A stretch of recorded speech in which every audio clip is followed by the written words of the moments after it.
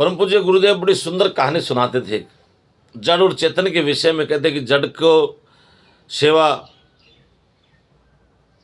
तो कई लोग उनके पास आते भी थे, क्या करते हो? तो कहते मंदिर में सेवा करता हूँ, भगवान की सेवा करता हूँ, इस प्रकार।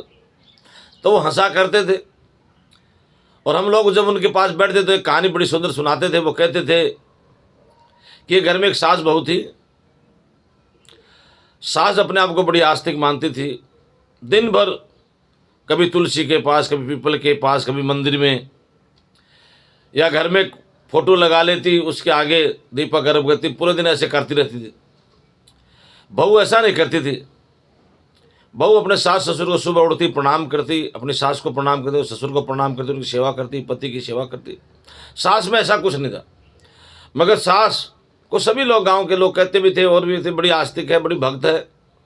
तो इस प्रकार एक दिन सास बहू में थोड़ी बिगड़ गई और सास ने बहू को कुछ कहा कि तू नास्तिक है, तू भगवान की पूजा नहीं करती, तू अगरबत्ती नहीं जलाती, तू दीपक नहीं जलाती, तू ऐसी है, तू ऐसी है। मैं तो कितना करती हूँ, पीपल को पूजती हूँ, तुलसी को पूजती हूँ, मेरी फ़ोटो भगवान की रख लेती हूँ, वहाँ दीपक अगरबत्ती करती हूँ, और तो कुछ नहीं करती। तो बहू ने कहा कि मेरे लिए तो मंदिर आप ही, आप मेरी सासू माँ हैं, ये मेरे ससुर हैं, ये मेरे भगवान की जैसे हैं, मेरे पति मेरे परमेश्वर हैं, और यही है सब कुछ, मेरे मन की सेवा करती हूँ, यही सेवा है। अब भगवान की सेवा कहाँ बाकी रहेगी? तो बात बनी नहीं। एक दिन बहू का हाथ पकड़ के और वो मंदिर ले गई। तो मंदिर में जाने लगे। माता जी का बड़ा मंदिर था। मंदिर के बाहर दो शेर की बड़ी बड़ी मूर्तियां लगी थी। जैसे ही मंदिर के पास में गई तो बहू जोर से चिल्लाई, भागो सासू माँ, भागो सासू माँ, ये शेर खा जाएंगे। तो भागने लगी तो सास ने उसका हाथ पकड़ लिया। अरे बेटा, ये खाते नहीं है, ये तो पत्थर के शेर हैं, ये खाने वाले शेर थोड़ी हैं। देख मैं इसके हाथ लगा के बताती हूँ। हाथ लगाती है, कहती खाते नहीं। अच्छा। बहू ने आश्चर्य से कहा कि ऐसी बात है, ये शेर खाते नहीं है? बोले हाँ, ये पत्थर के शेर है। अच्छा। मंदिर के अंदर भीतर गए। मंदिर के भीतर गए तो वहाँ पे कृष्ण जी की भी मूर्ति लगी थी, गाय गौ माता की मूर्ति लगी थी, बछड़ा गाय का दूध पी रहा है। तो जल्दी से हाथ छुटा के भागी, पास में बाल्टी पड़ी थी, उठाया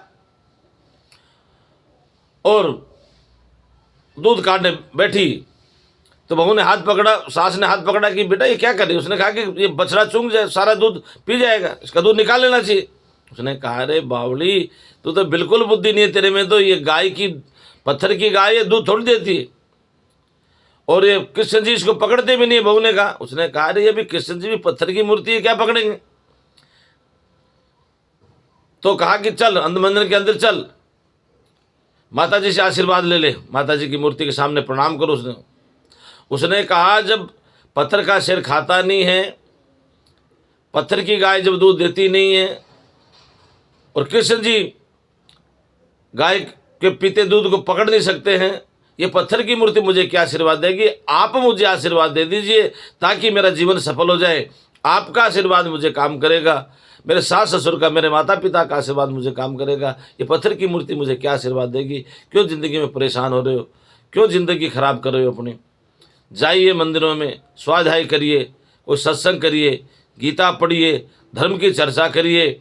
इसलिए मंदिर बनाए गए हैं, सिर्फ मात्र पूजा पाठ के लिए नहीं है। मंदिरों में जाकर हमें धर्म की शिक्षा लेनी चाहिए कि हमारे धर्म में हमें क्या करना चाहिए, हमें भगवान का क्या आदेश है। इसलिए ये मंदिर बनाए जाते हैं। ये मंदिर के स्थान है मात्र पूजा पाठ के लिए नहीं, ये हम पे धर्म की स्थापना के लिए चिंतन मनन होता है कि धर्म किस गर्त में जा रहा है, किस दिशा में जा रहा है, मेरा धर्म का पतन क्यों हो रहा है। इस प्रकार के चिंतन के लिए, स्वाध्याय के लिए, सत्संग के लिए हैं, क्योंकि विकृत मानसिकता हमारे धर्म को पतन क्यों ले जा रही है। जय श्री राम, जय श्री राम।